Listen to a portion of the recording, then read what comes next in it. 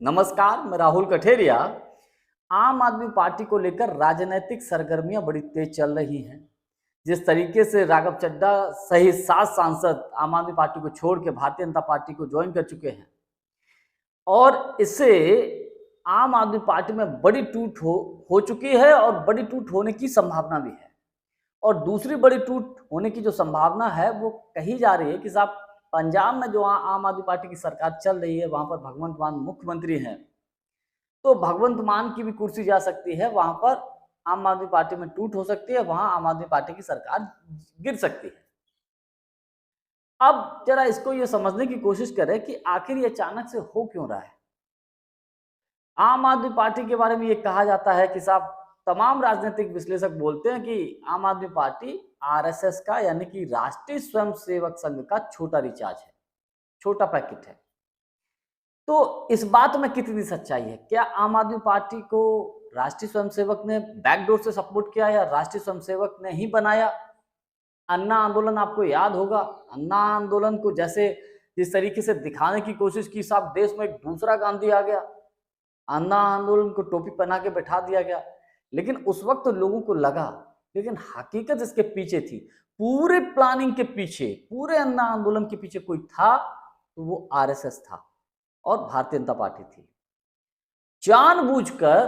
जानबूझकर आम आदमी पार्टी को आगे बढ़ाया गया। अरविंद केजरीवाल टाइप के जो लोग थे इनको आगे किया गया ताकि केंद्र से कांग्रेस की सरकार जाए और दिल्ली से भी कांग्रेस की सरकार चली जाए।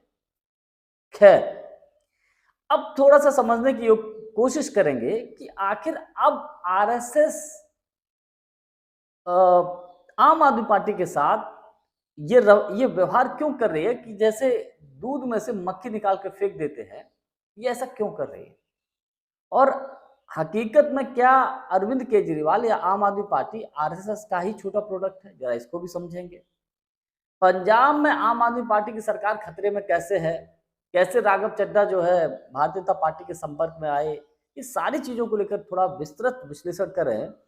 लेकिन उससे पहले यदि आपने अभी तक हमारे चैनल को सब्सक्राइब नहीं किया है तो सब्सक्राइब कर लीजिए, बेल आइकन को दबा दीजिए और हमारे वीडियो के डिस्क्रिप्शन में हमारी एक शॉप है, उसमें कुछ प्रोडक्ट्स हैं, उनमें जो भी आपको ठीक लगे वो आप खरीद सकते हैं। देखिए, बात करते हैं अन्ना आंदोलन की। अन्ना आंदोलन जो हुआ था वो आरएसएस की प्लानिंग थी। आरएसएस किसी भी हाल में केंद्र से कांग्रेस पार्टी की विदाई चाहता था और दिल्ली में भी उसकी कांग्रेस की सरकार थी, शीला दीक्षित जी वहां मुख्यमंत्री थी, तो शीला दीक्षित जी की भी विदाई चाहता था। तो फिर अन्ना हजारे को आगे करके एक आंदोलन खड़ा किया गया और दिखाया गया कि साहब देश में एक दूसरा गांधी आ गया। गोदी मीडिया के लोग तो चूंकि आरएसएस के इशारे, भारतीय जनता पार्टी के इशारे पे ही काम करते हैं, दिन रात साहब 24 घंटे अन्ना आंदोलन को ऐसे कवर किया गया कि ऐसे महामानव आ गया, अवतरित हो गया।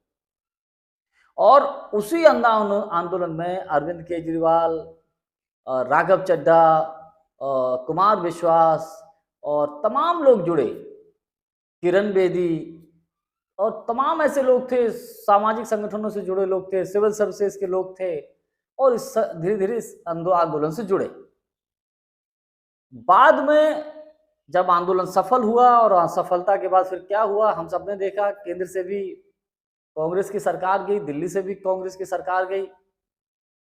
और उस वक्त जब चुनाव दिल्ली में हुआ था तब आपको याद होगा, मैं ये बताने की कोशिश इसलिए कर रहा हूं क्योंकि आम आदमी पार्टी कैसे आरएसएस का छोटा पैकेट है, इसको ऐसे समझिए कि दिल्ली में जब चुनाव हुआ था तो उस वक्त होर्डिंग और बैनर लगे थे कि केंद्र में बीजेपी और राज्य में दिल्ली में केजरीवाल, यानी कि दिल्ली की जो सरकार हो केजरीवाल की सरकार हो, आम आदमी पार्टी की सरकार हो और केंद्र में भाजपा की सरकार हो, इस टाइप के कुछ होर्डिंग्स लगे थे। तो तभी लोगों को समझ जाना चाहिए था कि आम आदमी पार्टी, अरविंद केजरीवाल आरएसएस का ही छोटा प्रोडक्ट है भाई। दूसरा बड़ा कदम मुझे ऐसा लगता है कि जब अरविंद केजरीवाल ने दफ्तरों से गांधी जी की फोटो हटाई, ठीक है भगत सिंह जी की फोटो लगाई और बाबा साहब अंबेडकर जी की फोटो लगाई, अच्छी बात है, लेकिन गांधी जी की फोटो हटाने का मतलब क्या है? गांधी जी की फोटो हटाने का सीधा सा मतलब है आरएसएस का समर्थन, यानी आरएसएस का समर्थक। देखिए, देश में सीधी सी बात है, दो विचारधारा है। एक वो विचारधारा है जो आरएसएस के पक्ष में खड़ी होती है, और दूसरी तरफ वो विचारधारा है जो आरएसएस के विरोध में खड़ी होती है। तो ये अरविंद केजरीवाल जी ने किया, गांधी जी की फोटो को हटाया। तो दूसरा तो मुझे ये समझ में आ गया कि हाँ ठीक है, ये आरएसएस के ही छोटा प्रोडक्ट है, आरएसएस के ही कैंडिडेट है। तीसरा एक उदाहरण आपको बता देता हूं, जब केजरीवाल जी ने कहा था कि नोट पर लक्ष्मी जी का फोटो होना चाहिए, इससे देश की आर्थिक स्थिति सुधरेगी। ये जो कमेंट्स हैं या जो केजरीवाल जी ने जो काम किए, ये जो मैंने आपको चीजें बताई, ये सीधे सीधे आरएसएस की आइडियोलॉजी को समर्थन करती है, यानी कि आरएसएस की विचारधारा की तरफ ही इशारा करती है, और वही अरविंद केजरीवाल जी कर रहे थे।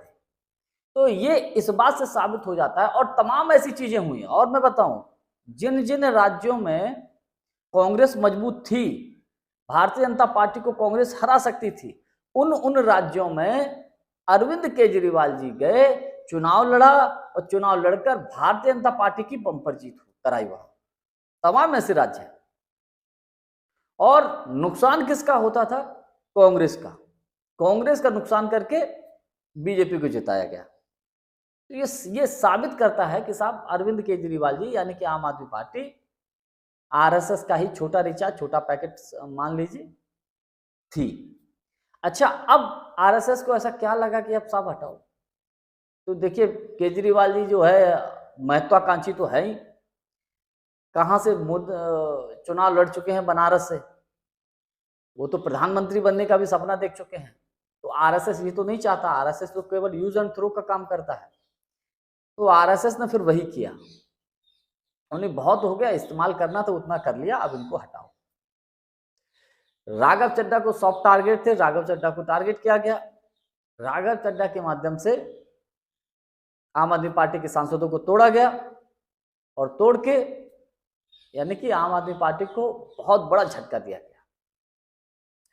अब पंजाब की बात कर लें।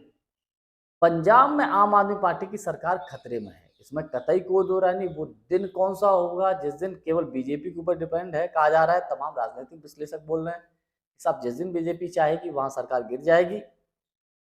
क्योंकि जब पंजाब में आम आदमी पार्टी की सरकार बनी थी, उस वक्त सुपर सीएम राघव चड्ढा को माना जा रहा था। कुछ समय तो ये भी चला था कि राघव चड्ढा ही पंजाब के मुख्यमंत्री हो सकते, लेकिन खैर बाद में भगवंत मान वहां के मुख्यमंत्री बने। लेकिन केजरीवाल साहब ने पूरा पावर राघव चड्ढा को दे दिया था, और राघव चड्ढा जो चाहते थे पंजाब में वही होता था। कुल मिलाकर उस वक्त पंजाब के विधानसभा के चुनाव के दौरान जो टिकट वितरण भी किया गया था, वो राघव चड्ढा ने ही अधिकतर किया था। तो वर्तमान समय में पंजाब की जो अधिकतर विधायक है, वो भी ये मानते हैं कि वो विधायक है तो राघव चड्ढा की बदौलत है। हालांकि मैं और तमाम ऐसे उदाहरण अगर आपको बताऊं तो वीडियो बहुत लंबा हो जाए।